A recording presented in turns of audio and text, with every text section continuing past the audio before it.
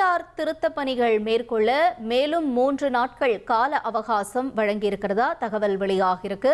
விவரங்களோட செய்தியாளர் பாஸ்கர் இணைஞ்சிருக்காரு. பாஸ்கர், மேலும் 3 நாட்கள் கால அவகாசம் கொடுக்கப்பட்டிருக்கு. இதை பத்தின தகவல்களை நாம என்ன புரிஞ்சுக்கலாம்? எஸ்ஐஆர் பருவத்தை சமர்ப்பிப்பதற்கான கால அவகாசம் என்பது மேலும் 3 நாட்கள் நீடிக்கப்பட்டிருக்கிறது. இன்றோடு முடிவடைவதாக இருந்தது. நவம்பர் 4ஆம் தேதி இதற்கான அறிவிப்பு என்பது வெளியிடப்பட்டு டிசம்பர் 4ஆம் தேதியோடு முடிவடைவதாக அறிவிக்கப்பட்டது.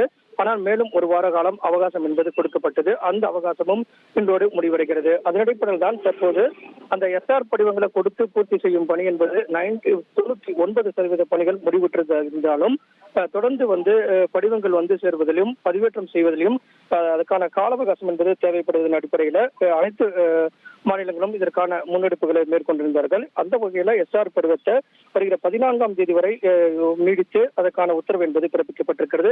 இதன் காரணமாக வரைவு வாக்காளர் பட்டியல் 16ஆம் தேதி வெளியிடப்படும் எதிர்பார்க்கப்பட்ட நிலையில அது குறித்தான அறிவிப்பு தற்போது வரை வெளியிடப்படவில்லை. ஆனால் 16ஆம் தேதி வெளியிடப்படுகிறதா அது 19ஆம் தேதி வரை அந்த வரைவு வாக்காளர் பட்டியல் என்பது வெளியிடப்படுகிறதா என்பதை அதிகாரப்பூர்வமாக பொறுத்திருந்து பார்க்க வேண்டும். தற்போது எஸ்ஐஆர் படிவங்களை பூர்த்தி செய்து கொடுப்பதற்கான கால அவகாசம் மேலும் 3 நாட்கள் நீடிக்கப்பட்டிருக்கிறது. அப்படிங்கிறது இந்திய தேர்தல் ஆணையத்தின் என்பது அதற்கான அறிவிப்பை வெளியிட்டிருப்பதாக தற்போது தகவல் வெளியாகியுள்ளது.